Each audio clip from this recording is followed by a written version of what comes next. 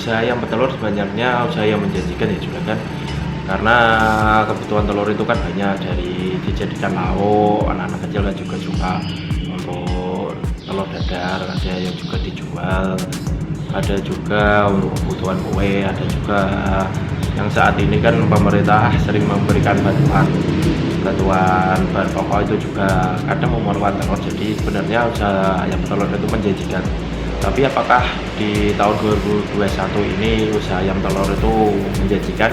Di sini akan saya membedahnya sedikit menurut saya ya, menurut saya pribadi.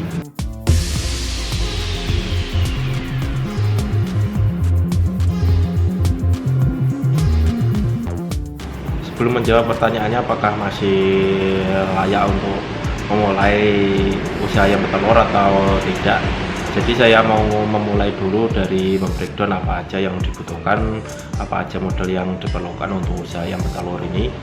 Yang pertama tentunya yaitu rumah kandang ya, atau kandang lah bilang. Untuk rumah kandang sendiri kan tentu saja membutuhkan sebuah kayu, kemudian asbes, dan ya pernak-pernik lainnya seperti kawat dan paku tentunya, dan juga tukang pastinya untuk membangun sebuah rumah kandang. Tapi untuk saat ini sih banyak peternak baru yang menggunakan berjaringan ya untuk kandangnya, berjaringan dengan atap yang galvalum itu. Cuma kalau atap galvalum sih biasanya saya nggak rekomen, karena atap galvalum itu kan sangat berisik. Kalau berisik kasihan ayamnya bisa jadi stres. Tapi untuk berjaringan sih masih oke lah, bisa menggantikan mahalnya harga kayu. Jadi kalau dihitung-hitung sih lebih murah untuk menggunakan berjaringan ya dibanding kayu untuk rumah kandangnya.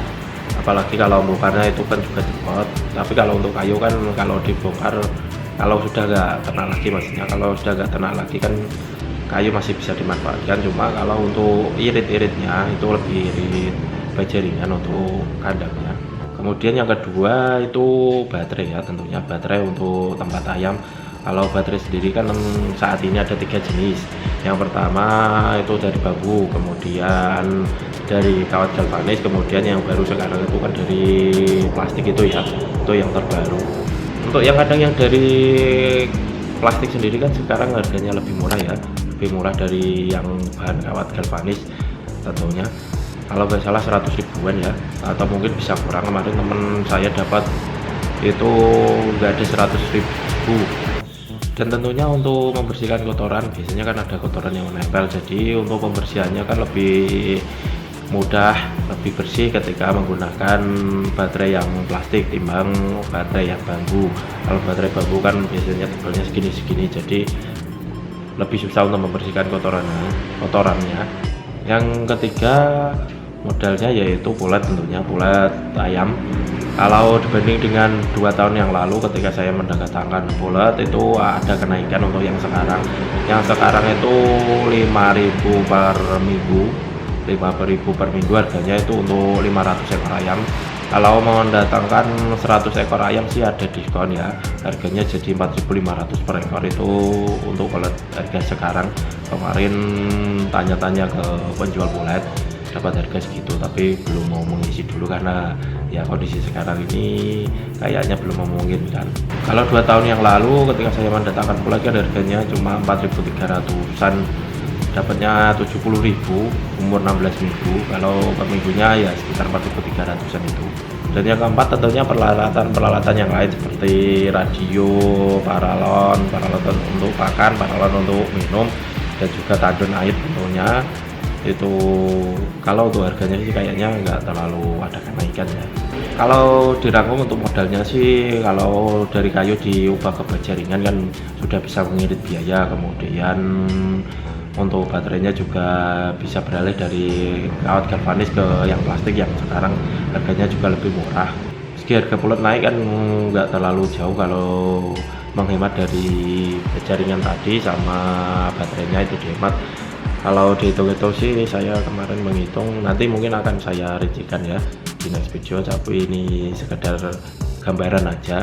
Kalau menggunakan jaringan dengan baterai yang plastik itu akan lebih menghemat biaya modal tentunya. Tapi jika ada juragan yang pengen memulai bisnis ayam telur di tahun-tahun ini sih, saya sarankan jangan dulu, dipending dulu aja, karena melihat dari histori harga telur dan harga pakan yang tidak sinkron ini, lebih baik jangan dulu.